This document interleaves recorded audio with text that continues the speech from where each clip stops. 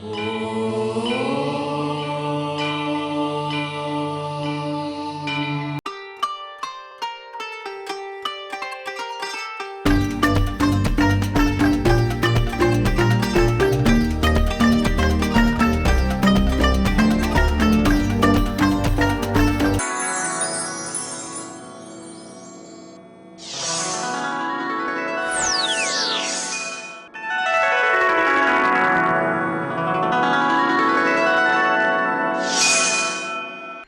शनिदेव। प्रिय दर्शकों, मैं राजेश जोशी आपका ज्योति जागृति केवल सत्य कार्यक्रम में आज फिर से स्वागत करता हूं। प्रिय दर्शकों, जैसा कि आप जानते हैं, हमारी चर्चा चल रही है राहु देव और बुध देव की युति को लेकर। कल तक हमने बात की थी मकर लगन की कुंडली में राहु देव और बुध देव अपनी दशांतरा में आपको कैसा फल देते हैं। प्रिय दर्शकों, किसी भी योग को डिफाइन करना बहुत आसान होता है कि दो ग्रहों की युति अगर एक भाव में बन जाए तो उसको योग को डिफाइन किया जा सकता है, पर उसके आगे हमें यह समझना अति अनिवार्य है कि उसमें से कौन सा ग्रह हमें शुभ फलकारी होगा, कौन सा ग्रह हमें अशुभ फलकारी होगा और हमें शांति किस ग्रह की करवानी होगी। केवल ये देखकर कि राहु के साथ अगर किसी ग्रह की युति है तो सदैव आप राहु की शांति करवाओ, ये बात कभी शास्त्र सम्मत नहीं थी। और आप में से बहुत सारे दर्शक इस मंच के माध्यम से हमसे जुड़े हुए हैं और किसी का भी किसी कारणवश ये एपिसोड देखने में रह जाए तो आप YouTube पर जाकर के भी ये एपिसोड देख करके लाभान्वित हो सकते हैं। तो हम बात कर रहे थे प्रिय दर्शकों राहु देवता और बुध देवता की युति को लेकर। राहु देव और बुध देव ये लगन कुंडली बनी कुंभ, एक्वेरियस लगन की कुंडली। एक्वेरियस लगन की कुंडली इसलिए बनी क्योंकि लगन में ही 11 नंबर लिखा है और 11 नंबर एक्वेरियस राशि मानी जाती है जिसके स्वामी शनिदेव बनते हैं। तो शनिदेव ने अपनी चीफ मिनिस्टरशिप यानी सेल्फ, जो सबसे कुंडली का कंट्रोलिंग पावर आती है, उन्होंने बुध देव को कौन कौन से डिपार्टमेंट दिए। शनिदेव ने बुध देव को तीसरे भाव का मालिक बनाया, माफ कीजिएगा पंचम भाव का मालिक बनाया। तीसरी राशि यहां दी जो कुंडली के मूल त्रिकोण भाव में दी, यानी मिथुन राशि पंचम भाव में आई। पंचम भाव हमारी संतान का, लव रोमांस का, अनसर्टेन गेन का, हमारी माइंड विल पावर स्ट्रेंथ का, और साथ में बुध देव को अष्टम भाव का स्वामी बनाया।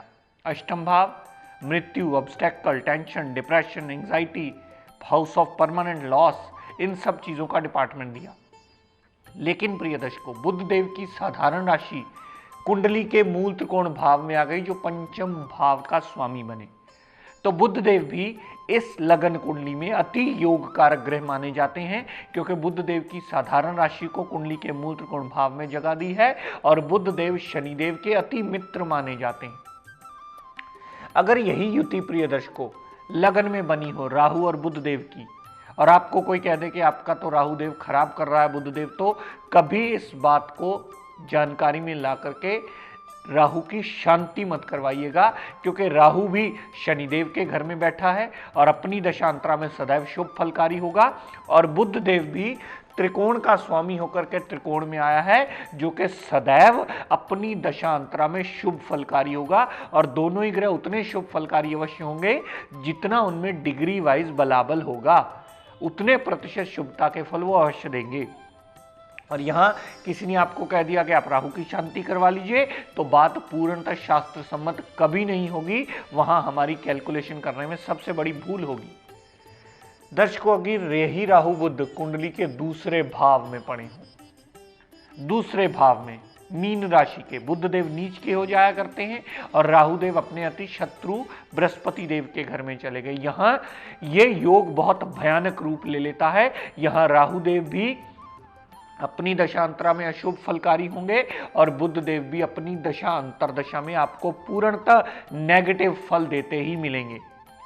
यहां पर दोनों की युति परिवार में कलह क्लेश मचाना, वाणी का अननेसेसरी उग्र हो जाना, धन का अभाव रहना और जातक का परिवार से दूर चले जाना, ऐसी स्थितियां राहु की दशांतरा में भी खड़ी होंगी और बुध देव की दशांतर दशा में भी आपको सदैव खड़ी मिलेंगी। तो यहां अगर दोनों ग्रहों की शांति करवाएंगे तो इनकी दशांतरा आपको सदैव बचने का रास्ता अवश्य देगी। लेकिन प्रिय दर्शकों, अगर यही युति कुंडली के चौथे भाव में पड़ी, चौथे भाव में, चौथा भाव वृष राशि, हमारा सुख स्थान, सुखेश जिसको कहा जाता है, चौथे भाव के स्वामी को। अगर राहु बुध की युति चौथे भाव में पड़ी हो तो यहां राहु देव उच्च के हो जाते हैं और बुध देव की साथ में युति हो तो दोनों ही ग्रह अपनी दशांतरा में सदैव आपको शुभ फलकारी होंगे। ना कभी आपको राहु अपनी दशांतरा में नेगेटिव रिजल्ट देगा, न ही कभी बुध देव अपनी दशांतरा में नेगेटिव रिजल्ट देगा। और आपने दोनों ग्रहों की युति को देखकर अगर राहु की शांति करवाई तो राहु के सारे अच्छे फलों में बहुत बड़ी कमी आ जाएगी और आपके जीवन यापन में आपकी मुश्किलें खड़ी होंगी और आपको यह समझ में नहीं आएगा कि आपने पैसे खर्च करके मुसीबत मोल ले ली है, क्योंकि दोनों ही ग्रह यहां चौथे भाव में आने से बंध गए हैं अपनी दशांतरा में अच्छा फल देने के लिए। ये युति बहुत बड़ा राजयोग बना लेती है यहां। तो कृपया इस युति को बड़े ध्यान से उसकी प्लेसमेंट के अकॉर्डिंगली देखिएगा कि कितना शुभ फलकारी होने वाली। कुछ ऐसी स्थिति होगी प्रिय दर्शकों, अगर राहु बुध कुंडली के पंचम भाव में पड़े, पंचम भाव में भी मिथुन राशि के राहु देव अपनी स्वयं राशि के पड़े होंगे और राहु देव मिथुन राशि में उच्च के माने जाते हैं। एक बहुत बड़ा राजयोग क्रिएट होता है उस जातक के लिए। जिसकी भी कुंडली में ये है वो जातक अपनी कुंडली उठा करके देख सकता है। जब भी राहु की दशांतरा चलेगी जातक के लिए पूर्ण पॉजिटिव फल देने में सक्षम होंगे राहु देव, और जब भी बुध की दशांतरा चलेगी सदैव शुभ फलकारी होगा। तो कैसे आप राहु बुध की युति को देख करके राहु की शांति कराने का कह सकते हैं, जबकि दोनों ही ग्रह इस पंचम भाव में बंधे हुए हैं अपनी दशांतरा में आपको पूर्णतः चौतरफा लाभ देने के लिए। संतान, लव रोमांस, अनसर्टेन गेन्स, पेट की प्रॉब्लम्स का ना आना, विल पावर और मेमोरी पावर का स्ट्रांग होना, यहां से दोनों ग्रहों ने जितनी दृष्टि 11वें भाव पर डाली, लाभ की कमी कभी नहीं आएगी, बड़े भाई बहन से पूर्ण सपोर्ट मिलेगी। अगर 11वें भाव में आप कोई इच्छा पूर्ति का सोचते हो तो वो इच्छा पूरी करने में ये दोनों ग्रहों की डाली हुई दृष्टि 11वें भाव पर सदैव सहायक सिद्ध होगी। अगर छोटी मोटी हेल्थ प्रॉब्लम जो 11वें भाव से देखती हैं वो भी अगर 11वें भाव पर दृष्टि डाली राहु बुध ने, तो राहु बुध की युति में वो दृष्टि डाली हुई सदैव हेल्थ प्रॉब्लम को फारिग करने में सहायक होगी। तो कैसे हम इस युति को खराब कह सकते हैं, ये बात अगर पूर्णतः आपको पहली दूसरी बार ना समझ में आए तो किसी विद्वान की मदद लीजिए और ये जानिए कि आपका राहु देवता और बुध देव आपको कितने प्रतिशत पॉजिटिव फल देने में सक्षम है। हो सकता है यही राहु और बुध की युति आपका जीवन यापन को राइजिंग स्टेज में लाने में बहुत बड़ा मेजर रोल प्ले करती है। दर्शकों, अगर यही राहु बुध कुंडली के सप्तम भाव में बैठे, सिंह राशि के बुधदेव और सिंह राशि के ही राहु देवता, राहु अपने अति शत्रु सूर्य के घर में आए हैं, बुध अपने अति मित्र सूर्य के घर में आए हैं। राहु का शत्रु के घर में आना, बुध का मित्र के घर में आना और त्रिकोण का स्वामी होकर के बुध का केंद्र में आना सदैव शुभ फलकारी होगा। यहां अगर सप्तम भाव में राहु बुध आपके पड़े होंगे तो आपको शांति राहु देवता की करवानी होगी। पाठ, पूजन, हवन, यज्ञ, सिमरन राहु देवता का करवाना होगा, ताकि बुध देव अपनी दशांतरा में जितना उसमें डिग्री वाइज क्षमता है, जितना उसमें डिग्री वाइज बलाबल है, उतने प्रतिशत आपको अच्छा रिजल्ट देने में बाध्य हो सके। तो प्रिय दर्शकों, आपने ये देखा कि स्थितियां बदल जाती हैं केवल भाव के बदलने से। किसी भी योग को डिफाइन करने से पहले यह देखना अति अनिवार्य होता है कि योग बना किस भाव में है और उसमें से कौन सा ग्रह हमें खराब करने वाला है। हमें किस ग्रह की शांति करवाकर किस दूसरे ग्रह को शुभ फलकारी बनाना होगा। अगर सप्तम भाव में राहु बुध पड़ा है तो आपको राहु की शांति करवाई हुई सदैव बुध के अच्छे फल लाने में मददगार सिद्ध होगी। लेकिन दर्शकों, यहां अगर ये स्थिति कुंडली के नवम भाव में बनी हो, तुला राशि में, यहां तुला राशि के राहुदेव और तुला राशि के बुध की युति नवम भाव में होगी, तो दोनों ही ग्रह अपनी दशा अंतरदशा में पूर्ण लाभान्वित करते मिलेंगे और कुंडली का बहुत बड़ा राजयोग आपको देगी दोनों की दशा अंतरदशा जब भी चलेगी। यहां पर नवम भाव में राहु देवता का आना जातक धार्मिक प्रवृत्ति का बनाता है, जातक अपने पिता की केयर करने वाला होता है, विदेश यात्रा करने वाला होता है, जातक बहुत ज्यादा आस्था प्रभु पर रखने वाला होता है। अगर बुध की भी यहां प्लेसमेंट हुई, संतान सुख से परिपूर्ण होता है, संतान से ज्यादा अफेक्शन होता है, धर्म को मानने वाला होता है, विदेश यात्रा करने वाला होता है। तो यहां दोनों ही ग्रह अपनी दशांतरा में पूर्ण पॉजिटिव रिजल्ट ही देते मिलेंगे। और कहीं किसी ने कह दिया कि यहां राहु की शांति करवा लो, तो यहां नवम भाव में तुला राशि के राहु की शांति न बुध की शांति कभी नहीं होगी, दोनों राजयोग के फल देंगे।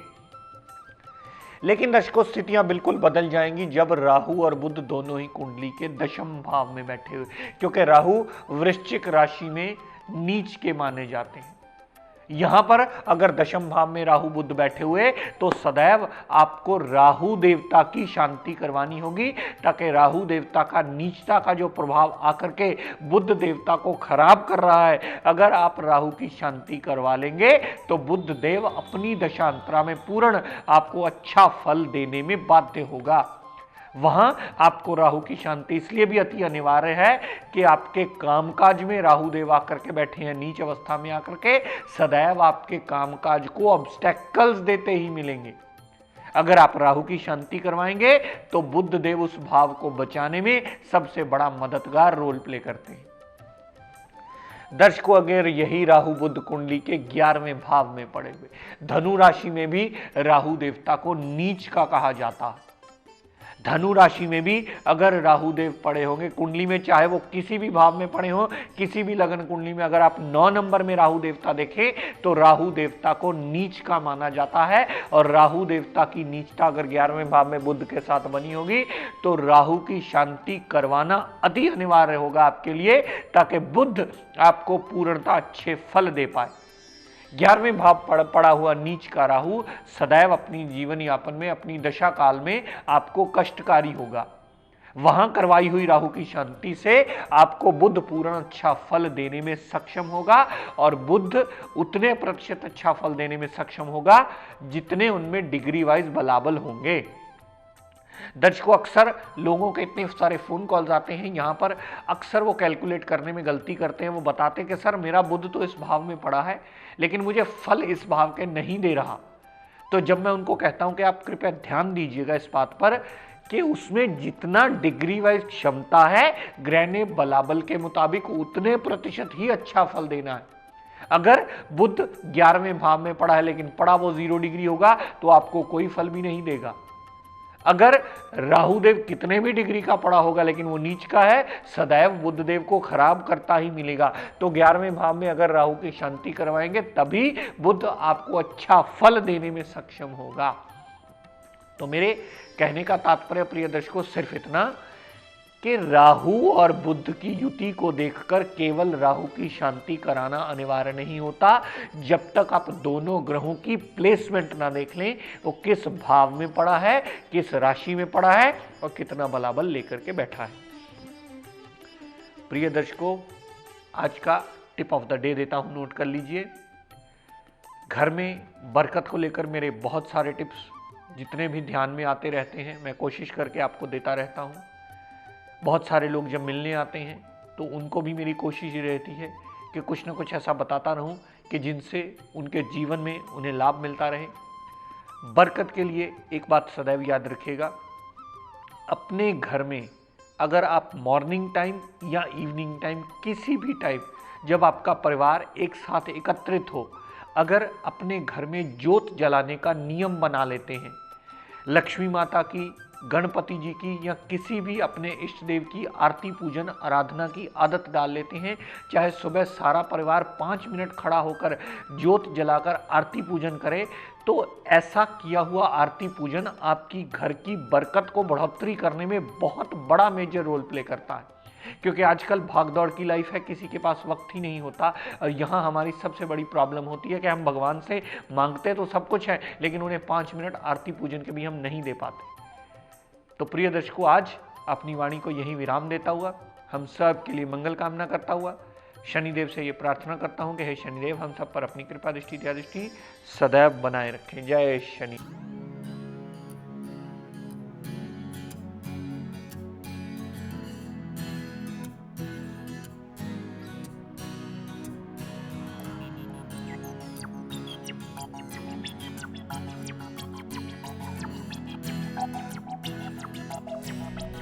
नमस्कार।